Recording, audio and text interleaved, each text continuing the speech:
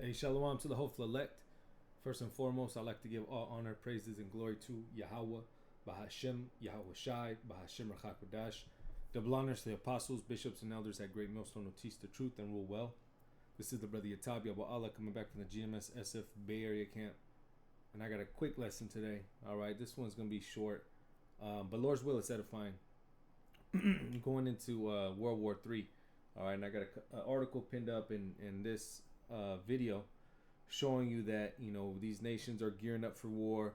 All right, and like the apostles have been telling us for years now, that they're going to institute this draft. All right, now I'm gonna play this and grab a couple precepts, and like I said, this will be short. Is the Biden administration getting ready to reinstate the military draft? Fair question, considering I found this hidden in the language of the new National Defense Authorization Act that's about to hit the House floor, H.R. 8070, Section 531. Quote, every male citizen of the United States and every other male person residing in the United States between the ages of 18 and 26 shall be automatically registered under this act by the Director of the Selective Service System. According to existing law, every man living in the United States between 18 and 26 years old must voluntarily register for the draft, even if it hasn't been implemented in 50 years. Military recruiting is down, selective service is having difficulty getting people to sign up, and the US is involved in several big proxy wars. So, they want to automatically register everyone once a man becomes 18. We haven't had military conscription in 50 years. Why all of a sudden are they so concerned that there aren't enough men signed up? Does it have anything to do with Biden secretly giving permission to Ukraine to strike inside Russia with US weapons? But it is Pride Month, so I have to ask the question, what is a man? Apparently the government has an actual answer for that. Quote, gender assigned at birth and not on gender identity or a gender reassignment. What about all the undocumented men? They're going to automatically register all of them too. I'm past the age of draft, but if I wasn't, I'd be praying the draft lottery is fair. Is the So you see that, all right? So this is in legislation. What was it? HR. Biden administration getting ready to reinstate the military draft? Fair question, considering I found this hidden in the language of the new National Defense Authorization Act that's about to hit the House floor, H.R. 8070, Section 531. All right, which ultimately we know this is going to go into law eventually, whether it's this legislation or others. All right, but they're going to bring that registration, that automatic registration back. All right, which is going to go into the draft. All right, and you heard them. They define what a male is. All right, and whether you're documented or undocumented. Okay, because why? Well, the third woe. All right, which let me grab that real quick. And we bring this out all the times, but hey, these scriptures are speaking. Okay, this is what it's about. It's about prophecy. Revelation 11:14, it says, the second woe is past, and behold, the third woe cometh quickly. All right, that third woe, the second woe is talking about World War II. Now this third woe is talking about World War III. All right, now we see all the different rumors and rumors of wars and all the other different wars that are going on. All right, especially over there in Ukraine and Russia. All right, and like you just seen it, they just approved for U.S. weapons and a couple of the Russian prior prime minister or prior president, whatever the titles that they have, said that hey, that could very well lead to war. All right, and you have a lot of these other NATO countries getting involved, but ultimately we know that the main war is going to pop off in the Valley of Yahweh Shaphat, which is that Middle Eastern region. All right, but again, this draft is coming. All right, they have low recruiting numbers. People, hey, they're gonna have to get warriors, all right, or soldiers somehow. All right, and again, like our apostles and elders have been saying, for decades now, that hey, this is gonna come. All right, now this is from CNN. In Germany, all right, hey, they're doing the same thing. Okay, it says mandatory conscription and subway stations as bunkers. Germany outlines wartime plans. All right, and this is dated one day ago. It says conscription, rationing, and subway stations turned into bunkers. For the first time since the Cold War, Germany has updated its plans should conflict erupt in Europe, and ministers citing the threat posed by Russia.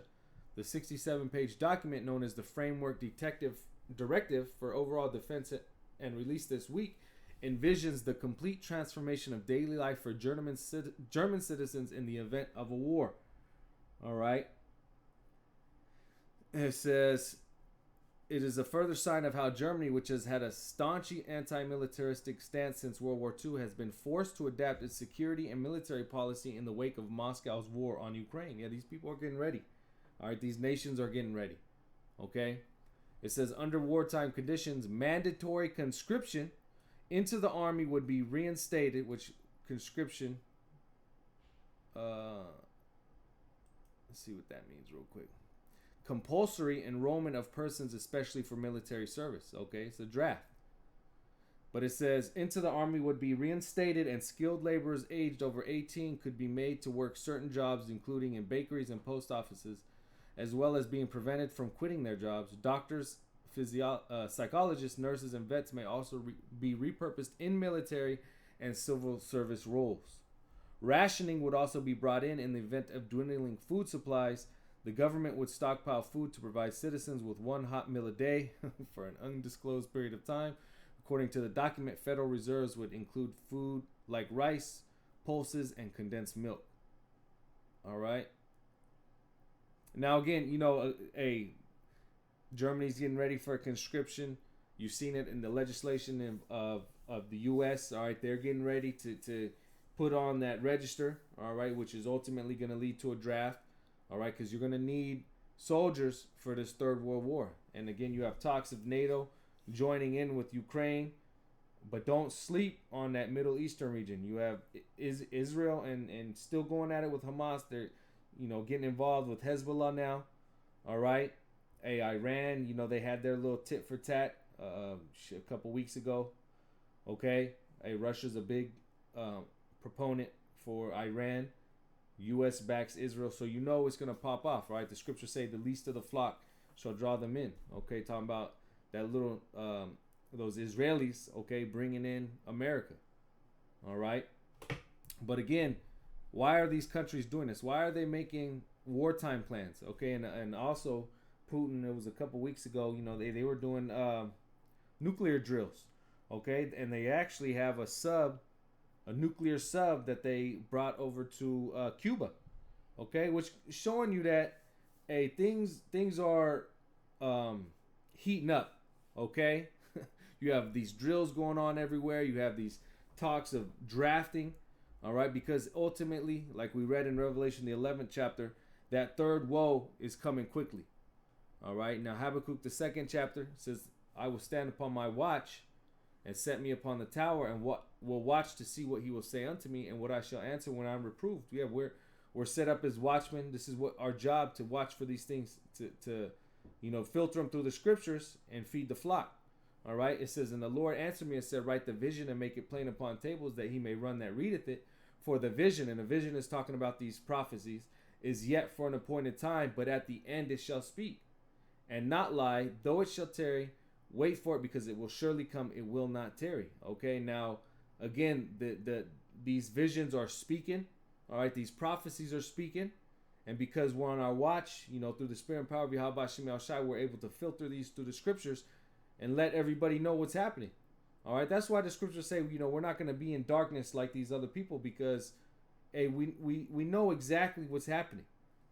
All right, yes, war is coming, and we can see that these nations are gearing up for that war. Okay? 2nd Ezra 9:1, it says, he answered me then and said, measure thou the time diligently. All right, so measure the times in itself, and when thou seest part of the signs pass, which I have told thee before, then shalt thou understand that it is the very same time when the highest will begin to visit the world which he made. And he's visiting this place. All right? Hey, the Lord is about to make this ultimate judgment over here in America and have that great salvation for the elect. The Lord's will were of that number. But before then, certain prophecies have to happen.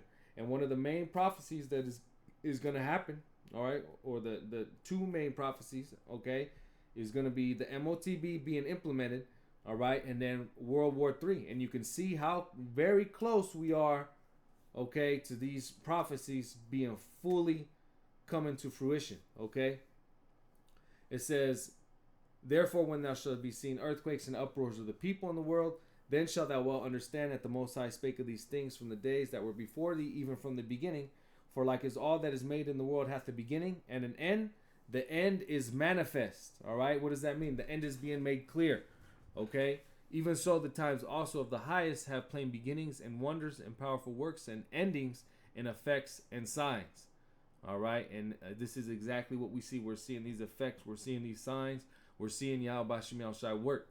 Okay, verse 7, and every one that shall be saved and shall be able to escape by his works and by faith whereby ye have believed. All right, and again, this is why we push prophecy. All right, this is why we do these lessons.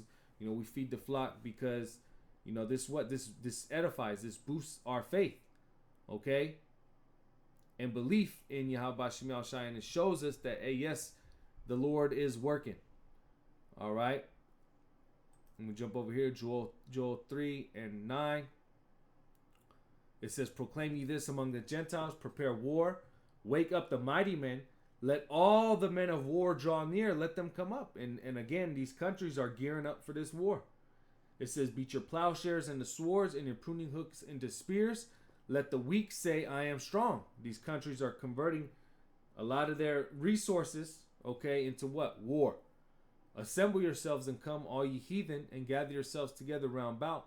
Thither cause thy mighty ones to come down, O Lord. Let the heathen be wakened and come up to the valley of Yahweh Shaphat, for there will I sit to judge all the heathen round about. And that's what? That Middle Eastern region. Put ye in the sickle, for the harvest is ripe. Come get you down, for the press is full. The fats overflow, for their wickedness is great. Multitudes, multitudes in the valley of decision. For the day of the Lord Yahweh, by Hashem Yahushai, is near in the valley of decision. Okay, and this is exactly what we see going on. This third world war. All right, real quick, let me grab this.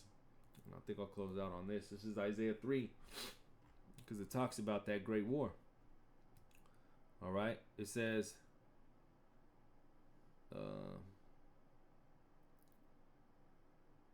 yep.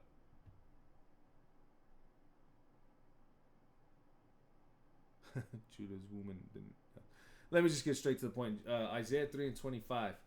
All right, it says, thy men shall fall by the sword, and thy mighty in the war, and their gates shall lament and mourn, and she being desolate shall sit upon the ground. All right, and why is that? Because the majority of these men are going to be drafted, okay, into that war. All right, that World War III. All right, which directly correlates to what? The very next chapter, which is Isaiah 4:1. And in that day 7 women shall take hold of one man, saying, we will eat our own bread and wear our own apparel. Only let us be called by thy name to take away our reproach. All right, so a man, you know, an elect man, okay, is going to be like that gold, okay? Hey, the elect aren't going to be drafted into this war. The elect are going to be saved, all right, from Yahweh Bashim Yahushai. And then these women who you know, because there's going to be a lack of man and all hell is going to be breaking loose, hey, what are they going to need? They're going to need a salvation, all right? So they're going to cleave, okay, to a man of the Lord, all right? At least the ones that are allotted for salvation, okay? And that 7 represents a number of completion, all right? But you can see a lot of these men, okay, the majority of the men here, hey, they're gonna be shipped off to war, okay? They're gonna be shipped off to war, and hey, this third woe is approaching quickly, all right? And like I said, just a short lesson, Lord's will. This is edifying. Once again, I want to give all honor, praises, and glory to Yahweh, Hashem, Yahushai, Hashem Rakakwadash. Double honors to the apostles, bishops, and elders at Great Millstone. Shalom to the elect and above.